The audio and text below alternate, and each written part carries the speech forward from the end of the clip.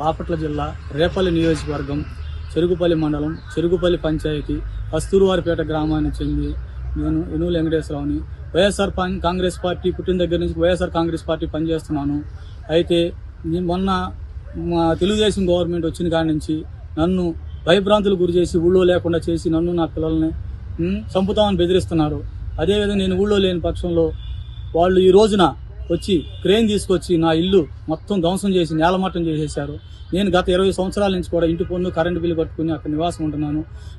నాకు అక్కడ సొంటి సుబ్బయ్య అనే అతను తెలుగుదేశం నాయకుడు సొంటి సుబ్బయ్య నా వెనకాల అనగాని సత్యప్రసాద్ మంత్రి ఉన్నాడు, ఇవేం చేస్తావు అనే ఇదితో మాట్లాడి అక్కడ వచ్చిన భయభ్రాంతం చేసి నేను ఎమ్మెల్యే గారే నన్ను పడేయమన్నాడు ఇల్లు, మంత్రి గారే పడేయమన్నాడు ఇల్లు అని చెప్పేసి అది ఆ విధంగా బెదిరించి ఏమైనా ఉంటే మీకు పెన్షన్లు ఆపుతాను, అయ్యి ఆపుతాను, ఇవి ఆపుతాను అని చెప్పేసి వాళ్ళని భయభ్రాంతులు గురి చేస్తున్నాడండి. ఇది నన్ను కూడా ఊళ్ళో రాకుండా ఊళ్ళోకి వస్తే బెదిరిస్తున్నాడు, చంపుతానని బెదిరిస్తున్నాడండి. ఇది ఎక్కడో ఎంతవరకు న్యాయం అని చెప్పేసి నేను అడుగుతున్నాను. నా ఇల్లు నేను కట్టుకున్నాను, 20 సంవత్సరాల కరెంట్ బిల్లు ఉంది, ఇంటి పోదు. నాకు ఎలాంటి నోటీసులు కూడా గవర్నమెంట్ నుంచి నాకు ఎలాంటి నోటీసులు కూడా రాలేదు, పంచాయతీ నుంచి నోటీసులు రాలేదు నాకు ఇల్లు ఖాళీ చేయమని.